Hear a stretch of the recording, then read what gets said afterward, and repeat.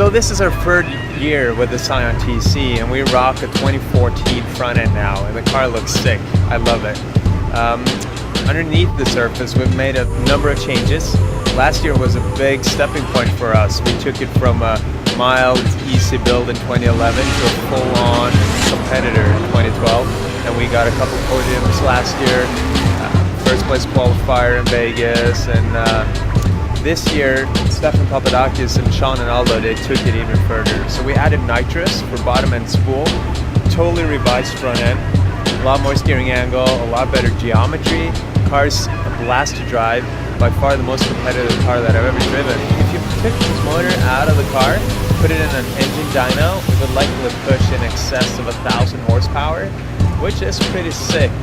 Considering it's a factory block, factory head, factory cams.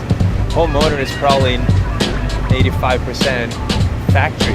The most important change that we did for this year was the nitrous. So now I can run a car in 4th gear, which is similar to a 5th gear on a normal car. I can run it from idle, just give it throttle, no clutch kick, and it'll just spin the tires. So it's such an excessive power.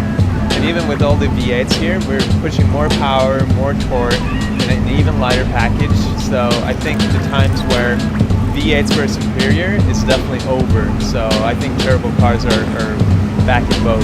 So Formula Drift cars are becoming more and more competitive, and there's more and more speed required to hang with the faster guys. And what we did this year is that we put the radiator in the rear. So the goal with that was to shift the weight bias to the rear of the car, plant the rear tires even more, and generate even more grip.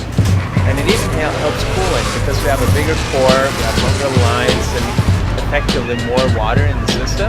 And the only downside is that it heats up the cabin because the radiator is actually inside. So I can't really say much about the car any longer. You know, it's down to the driver 100%, and that's how it should be.